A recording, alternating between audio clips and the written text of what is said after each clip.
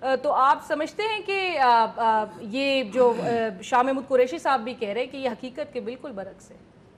دیکھیے، اس سے کئی چیزیں ظاہر ہوتی ہیں. ایک تو یہ کہ اتنی زیادہ بے اعتمادی ہے ایک دوسرے میں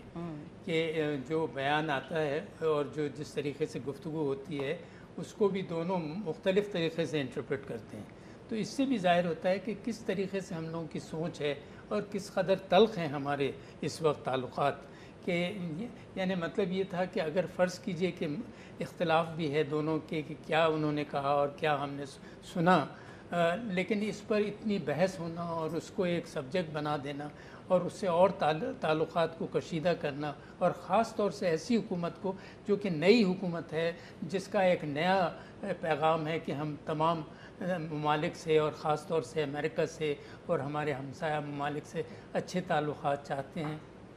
تو میرے خیال میں شروعات کے لیے تو یہ کوئی اچھی چیز نہیں ہوئی، لیکن آپ نے دیکھا کہ امریکہ نے بھی اس کو درکنار کیا ہے اور ہم نے بھی ایک لحاظ سے جو اصل معاملات ہیں اس کے اوپر میرے خیال میں اب توجہ دینے کی ضرورت ہے. اس لیے کہ ان کا دیکھیے، چاہے انہوں نے اس وقت کہا ہو یا نہ کہا ہو، لیکن محور تو ان کا یہی ہے کہ آپ کے پاس لوگ جو ہیں یہ موجود ہیں یا آپ کی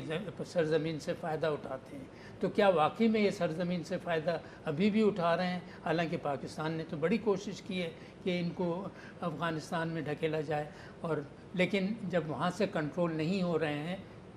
تو پھر پاکستان کے لیے مشکلات تو ہو رہی ہیں. پر جن صاحب، حکومت کے چارج سنبھالتے ہی امریکہ کی جانب سے ایک دم سے یہ اگر پریشر، اگر لیٹ سپوز کہ اگر انہوں نے یہ بات کہی بھی ہے تو یہ ایک پالیسی ان کی امریکی ایک پرانی پالیسی کا حصہ سمجھیں، ایک اسٹریٹجی ہے جس سے امریکہ کا اس وقت صرف دو چیزوں میں دلچسپی ہے. ایک تو کہ پاکستان کا کیا کردار افغانستان میں ہوتا ہے، ایک تو سینٹرل چیز یہ ہے. دوسری یہ ہے کہ سی پیک کہ کس طریقے سے چائنا جو ہے اپنا اثر اور رسوخ اس خطے میں بڑھا رہا ہے. تو میرے خیال میں اس کے علاوہ امریکہ پاکستان میں کوئی خاص دلچسپی نہیں رکھتا ہے. لیکن یہ ضرور ہے کہ چونکہ انڈیا کو وہ ایک بہت بڑا رول دے رہا ہے، اس وجہ سے بھی پاکستان کے لیے بڑی فکر